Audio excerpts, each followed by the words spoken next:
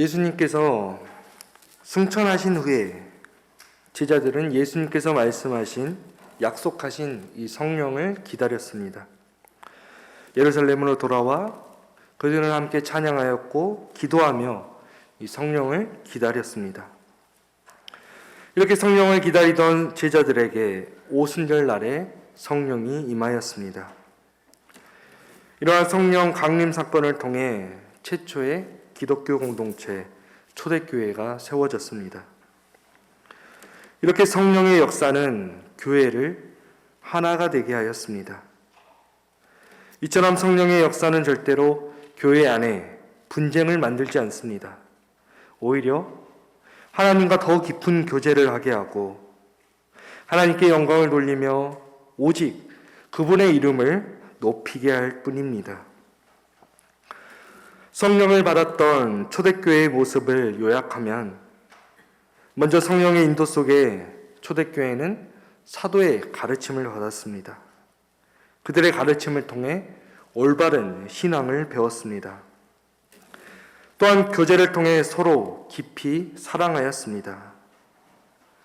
이렇게 서로 교제하고 하나의 교회를 이루어 나가는 것은 교회의 가장 중요한 모습 가운데 하나입니다. 초대교회는 이렇게 교제를 통해 하나가 되었고 자발적으로 함께 물건을 나누는 유무상통의 삶을 살았습니다. 그리고 같이 떡을 떼고 열심히 기도하였고 모이기를 힘썼습니다. 이것이 바로 초대교회의 모습이었습니다. 이처럼 오늘 우리가 속한 교회 공동체 역시도 성령으로 하나 된 공동체입니다. 그렇기 때문에 우리는 절대로 나뉠 수가 없고 그렇게 서로 되어서는 안 되는 거룩한 주님의 몸을 이루는 각 지체들입니다. 우리는 성령을 사모하며 서로 하나가 되었던 초대교회의 정신을 이어받아 우리는 지켜야 할 것입니다. 오늘 본문인 로마서 8장은 성령장이라 불릴 만큼 사도 바울이 성령의 사역을 강조하였습니다. 초대교회에 임하셨던 그 성령이 오늘 우리에게도 임하셨습니다. 성령은 오늘 우리를 하나가 되게 하셨습니다. 그래서 이제 우리는 성령을 통해 그리스도께 속한 사람입니다. 사도 바울은 그리스도 예수 안에 있는 자에게는 결코 정죄함이 없다고 말하였습니다. 이는 예수 안에 있는 생명의 성령의 법이 오늘 우리를 죄와 사망의 법에서 해방시켰기 때문입니다. 우리는 죄 아래에서 벗어나지 못하고 죄의 종노릇을 하였습니다. 그러나 오늘 우리를 죄와 죽음의 법에서 해방한 것은 다른 어떤 것도 아닌 바로 성령의 법입니다. 죄는 사망을 낳았지만 성령은 생명을 낳았습니다. 그러므로 우리는 더 이상 육에 속한 사람이 아닙니다. 오늘 우리가 전에는 육의 소욕을 따라 살았다면 이제 우리는 성령을 따라 사는 사람들이 되어야 할 것입니다. 그래서 바울은 하나님의 성령으로 사는 사람들을 가리켜서 하나님의 자녀라 말하였습니다. 그렇기 때문에 성령을 따라 사는 오늘 하나님의 자녀가 된 우리의 삶은 더 이상 육체의 소욕을 따르는 삶을 살아서는 안 됩니다. 세상 사람들과 똑같은 삶을 살아서는 안 됩니다. 그들과 다른 삶을 살아야 합니다. 그러나 여전히 우리는 이 죄의 유혹 아래에 있습니다. 죄는 끊임없이 오늘 우리를 넘어뜨리려고 합니다. 우리 안에서 늘 꿈틀거리고 있습니다.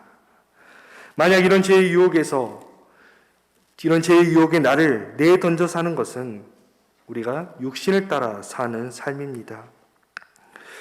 그런데 만약 오늘 우리 공동체가 각자 개인이 성령이 아닌 이 육신의 소욕을 따른다면 어떻게 될까요? 만약 이러한 삶을 살게 된다면 우리 공동체 안에 진정한 사랑은 존재하지 않을 것입니다. 우리 공동체가 선한 결과를 이루어 나가는 공동체가 되어야 하지만 오히려 그 반대의 결과를 만들어 버릴 것입니다. 예수님께서는 오늘 우리와 교회에 사명을 주셨습니다. 바로 이 세상의 빛과 소금이 되라 말씀하셨습니다. 그러나 만약 우리 그리스도인들이 성령이 아닌 육신을 따르는 삶을 산다면 우리는 이 세상의 빛과 소금이 되지 못할 것입니다. 예수님께서는 소금이 만일 그 짠맛을 잃으면 후에는 아무 쓸데없어 밖에 버려져 사람에게 밟힐 뿐이니라 말씀하셨습니다. 그러나 우리는 세상 속에서 빛과 소금의 삶을 살아야 하지만 그러지 못할 때가 많이 있습니다. 많은 그리스도인들이 교회가 그 정체성을 잃어버리고 살아갑니다. 오히려 세상 사람들이 그리스도인을 그리스도인답지 못하다고, 교회가 교회답지 못하다고 비판합니다. 예수님께서는 우리가 세상의 빛과 소금의 역할을 하여 너희 착한 행실을 보고 사람들이 보고 하나님께 영광을 돌리게 하라 하셨지만 그 반대가 되었습니다. 이처럼 우리가 세상에서 빛과 소금이 되지 못하는 이유는 바로 이 빛과 소금의 역할을 제대로 감당하지 못하기 때문입니다. 이러한 삶을 살아야 하지만 이것을 제대로 유지하지 못하기 때문입니다. 그저 외적인 것에서만 우리의 믿음을 드러내려 하기 때문입니다. 그렇다면 오늘 우리는 어떻게 다른 삶을 살아야 할까요? 우리는 어떠한 공동체를 이루어 나가야 할까요? 바로 하나님을 사랑함으로 합력하여 선을 이루는 공동체, 성령을 따르는 공동체가 되어야 할 것입니다. 오늘 우리가 성령을 따르는 공동체가 되기 위해서는 첫 번째로 성령에 사로잡혀야 합니다. 바로 우리가 성령 안에서 사는 삶을 살아야 합니다. 나를 지배하는 것이 바로 이 성령이어야 한다는 것입니다. 나를 움직이는 것, 내가 걸어가는 길을 인도하는 것이 다른 것이 아닌 오직 성령이어야 한다는 것입니다. 그래서 성령에 사로잡힌 사람은 하나님께서 경멸하시고 싫어하시는 이러한 삶과는 정반대의 삶을 사는 사람들입니다. 로마서 8장 5절을 보면 육신을 따르는 자는 육신의 일을, 영을 따르는 자는 영의 일을 생각한다고 말합니다. 이렇게 우리 사람들은 육신을 따라 사는 사람들과 성령을 따라 사는 사람들로 나눌 수 있습니다. 이 세상에는 하나님을 반대하며 사는 사람들과 하나님을 따르며 사는 사람들이 있습니다. 우리는 이 둘 중에 하나에 속합니다. 그렇다면 이 둘의 차이는 무엇입니까? 육신을 따르는 사람은 육신의 일을 생각하지만 영을 따르는 사람은 영의 일을 생각한다는 것입니다. 이렇게 육신의 일과 영의 일이 대조를 이루고 있습니다. 그래서 육신을 따르는 사람은 육신을 위해 살아갑니다. 오직 나의 삶이 육신의 일에 목표를 세우고 이것을 이루기 위해 치열하게 살아갑니다. 그러나 반면에 영을 따르는 사람은 오직 하나님의 일을 위해, 하나님의 목표를 이루기 위해 살아갑니다. 그의 삶을 통해서 온전하신 그 하나님의 뜻을 이루고자 합니다. 그의 마음이 언제나 하나님을 향하고 하나님께서 기뻐하시는 삶을 살아갑니다. 오늘 이 자리에 모인 우리 모두는 성령을 따르며 사는 사람들입니다. 우리는 어떠한 상황 속에서도 육체의 소욕이 아닌 성령을 따라 살기로 하나님 앞에 우리는 다짐하였습니다. 그래서 세상 속에서 하나님의 영광을 위해, 또한 우리가 속한 공동체 안에서 하나님의 일을 위해 봉사하며 헌신하기로 우리는 다짐하였습니다. 그러나 때로 이런 헌신의 다짐을 뒤로하고 우리의 삶을 돌아보면 지금 나의 삶을 움직이는 것이 성령이 아닌 다른 것일 때가 있습니다. 내가 지금 마음에 두는 것이 육신의 문제일 수도 있고 물질의 문제, 관계의 문제일 수도 있습니다. 오늘 우리는 여기에 때로는 마음을 사로잡혀 살아갑니다. 사도 바울은 갈라디아서에서 육신의 일을 음행과 호색과 우상 숭배 등과 같은 성령을 거스르는 것이라 밝혔습니다. 이처럼 육신의 일은 하나님을 반대하며 성령을 거스르는 것입니다. 이것은 사망의 열매를 맺게 하는 것입니다. 오늘날 우리 시대를 돌아보면 너무나 암울한 시대라 할 수 있습니다. 코로나19가 벌써 시작된 지 3년이 되었지만 언제 끝날지 그 기미가 보이지 않습니다. 또한 세계에서는 지금 러시아가 우크라이나를 침공하여서 수많은 사람들이 희생을 당하고 세계 경제가 흔들리고 있습니다. 또한 우리나라의 상황만 보더라도 남북한의 갈등이 계속해서 긴장 상태에 있습니다. 많은 사람들이 염려와 근심 속에서 이 세상을 살아갑니다. 이런 상황 속에서 우리는 육신의 문제에 매일 수밖에 없습니다. 그러나 분명한 사실은 육신에 속한 우리의 삶은 하나님을 전혀 기쁘시게 해드리지 못한다는 사실입니다. 오히려 육신의 마음을 두는 삶은 우리에게 죽음을 가져오고 하나님에 맞서서 원수가 되는 일이기 때문입니다. 이 세상 속에서 육신을 따르는 삶이 오늘 우리에게 행복한 삶을 만들어줄 것 같지만 그렇지 않습니다. 오늘 우리는 육신의 마음을 두고 육신을 따르는 사람들의 그 삶의 결과를 잘 알고 있습니다. 우리는 시편 1편을 보면 악인들의 삶이 오직 바람에 나는 겨와 같다고 말하고 있습니다. 의인들의 길은 하나님께서 인정하시지만 악인들의 길은 망한다고 말합니다. 오히려 이 육신에 따르는 삶이 우리에게 행복과 번영의 삶을 누리게 할 것 같았지만 그러지 않다는 것입니다. 이 땅에서 번영한 삶을 누릴 수는 있을 것 같지만 그러나 그 반대의 결과를 가져온다는 것입니다.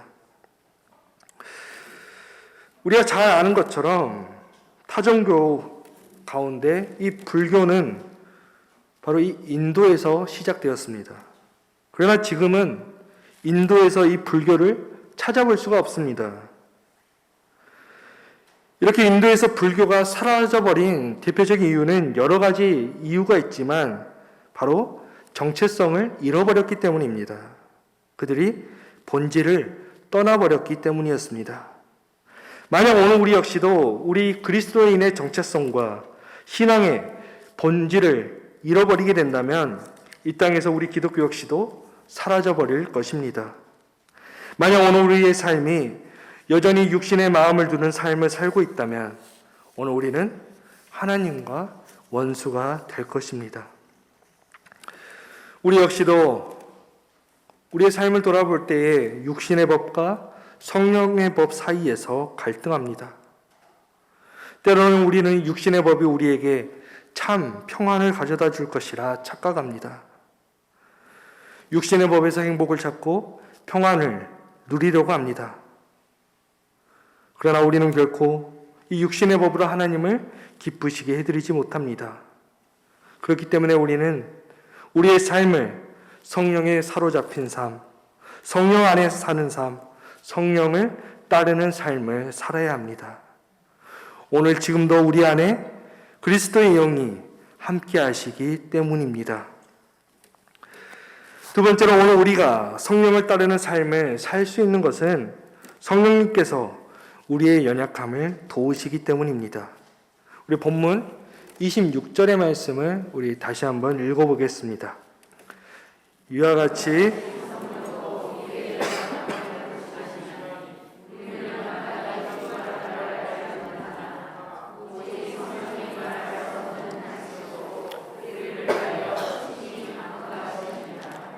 아멘. 우리는 연약합니다. 지금 우리가 읽었던 본문에서 말하는 연약함은 우리의 신체적인 연약함, 도덕적인 연약함, 우리 의지의 연약함 등 모두를 포함하고 있습니다. 이처럼 우리는 이런 연약함을 가지고 있습니다. 그러나 우리가 이러한 연약함을 가지고 있어도 걱정할 필요가 없는 것은 성령님께서 우리를 도우신다는 사실입니다. 성령님은 연약한 우리를 위해 지금 이 순간도 일하고 계십니다. 언제나 변함없이 우리의 중재자가 되어 주십니다. 그러나 오늘 우리의 삶을 돌아볼 때에 우리가 성령을 받고 성령을 따르는 삶을 살지만 여전히 우리에게는 탄식이 흘러나오는 일들이 많이 있습니다. 도저히 우리의 힘으로 해결할 수 없는 많은 문제가 있습니다. 이러한 탄식 속에서 우리의 기도 제목은 무수히 많습니다. 이런 문제를 놓고 우리는 하루도 기도를 안 할 수가 없습니다. 매일매일 하나님께 가까이 나아가 엎드려 기도합니다. 바울은 성령께서 우리의 중보자가 되셔서 우리를 돕는다고 말합니다. 우리는 마땅히 기도할 바를 알지 못하나 오직 성령이 말할 수 없는 탄식으로 우리를 위하여 친히 간구하신다. 이렇게 바울은 말하고 있습니다. 우리는 마땅히 기도할 바를 알지 못한다는 표현은 이 기도의 방법에 대해 이러한 무지함을 뜻하는 것이 아닙니다. 진정 필요에 따라 무엇을 어떻게 기도해야 할지를 모른다는 뜻입니다. 바로 하나님께 무엇을 간구해야 할지 깨닫지 못한다는 것입니다. 오늘 우리는 마땅히 하나님의 이름을 높이고 그분께 영광을 돌려야 하지만 때로 이기적인 생각에 사로잡혀 진정으로 간구할 바를 알지 못하고 증언부언하기도 합니다.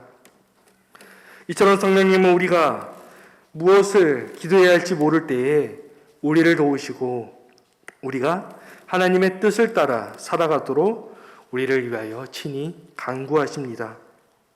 이렇게 성령님께서 우리와 함께 하시기 때문에 우리는 소망 중에 생명의 길을 걸어갈 수 있는 것입니다. 아이가 자기의 힘으로 해결할 수 없는 문제가 생겼을 때에 우리 아이들이 의지하는 것은 바로 부모입니다. 그 문제를 부모에게 말하면 우리 부모님들은 아이의 문제를 금방 해결해 줍니다. 그렇기 때문에 아이는 금방 이 마음을 놓을 수가 있습니다. 이처럼 오늘 우리의 삶이 성령님이 친히 우리를 위해 하나님께 간구하신다는 사실을 확신하면 비록 오늘 우리의 삶은 탄식이 나오는 삶일지라도 우리에게 큰 위로가 되며 이 땅에서 하나님의 뜻을 따르는 삶을 살 수 있는 원동력이 됩니다. 지금도 성령님은 우리를 위해 간구하고 계십니다. 우리를 위해 도우시며 하나님의 뜻에 따라 성령님은 간구하십니다. 마지막으로 하나님께서는 모든 것이 합력하여 선을 이루도록 역사하십니다. 우리 본문 28절의 말씀을 우리 함께 다시 한번 읽어보겠습니다. 우리가 알거니와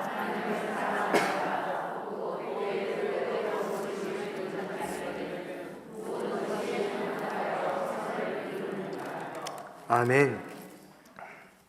이처럼 하나님께서는 우리를 위해 모든 것이 합력하여 선을 이루도록 일하십니다.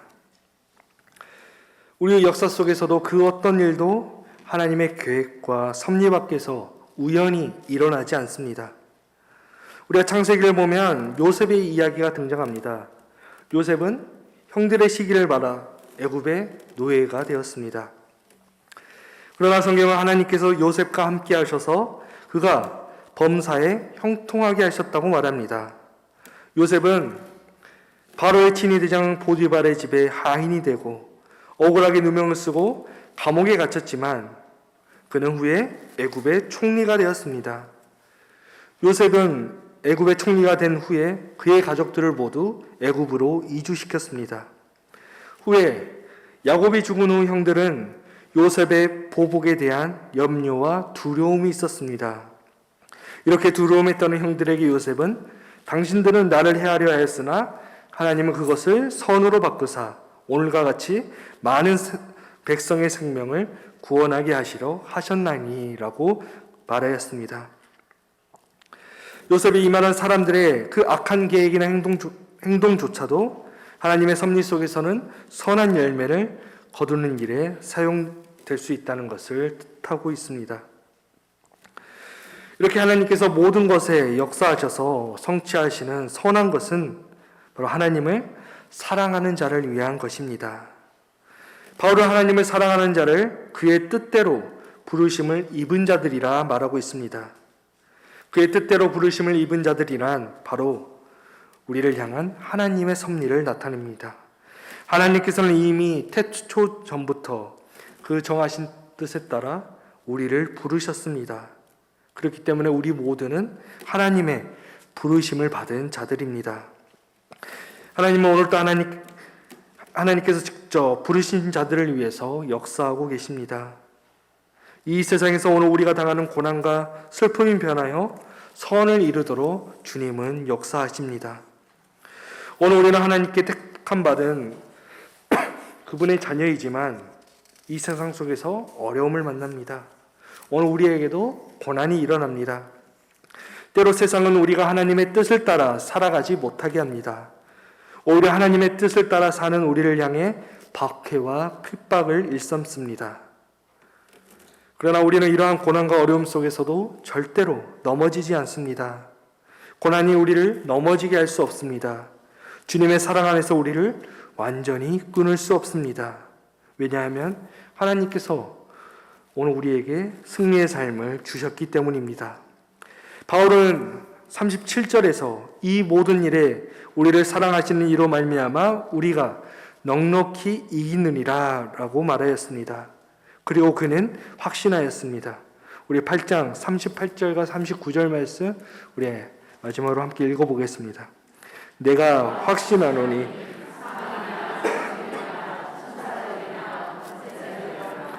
현재일이나 장래일이나 능력이나 높음이나 기품이나 다른 어떤 피조물이라도 우리를 우리 주 그리스도 예수 안에 있는 하나님의 사랑에서 끊을 수 없으리라.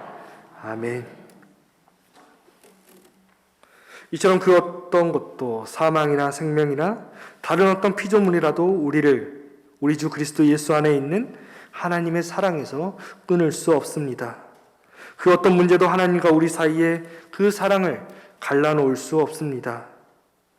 우리를 사랑하시는 그리스도의 도움으로, 성령님의 도움으로 우리는 모든 시련을 이겨낼 수 있기 때문입니다. 오늘도 성령님은 우리와 함께하고 계십니다. 우리의 연약함을 도우시기 위해 강구하고 계십니다.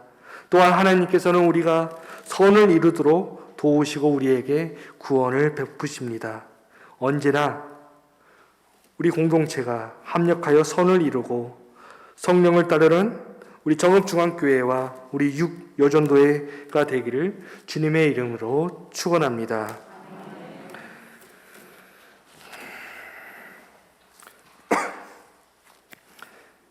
하나님, 이 시간 우리 육여전도회와 함께 헌신 예배를 드리게 해주셔서 너무나도 감사합니다. 오늘 우리의 삶이 육신을 따르는 삶이 되지 않게 하여 주시고 오직 성령을 따르는 삶을 살게 하여 주옵소서. 힘들고 어려운 순간 속에서도 우리를 위해 탄식으로 간구하시는 성령님을 의지하게 하여 주시고 주님의 사랑으로 넉넉히 이기며 하나님의 사랑으로 합력하여 선을 이루어가는 정읍중앙교회 성도님들과 우리 육여전도회가 되게 하여 주옵소서. 예수님의 이름으로 기도합니다. 아멘.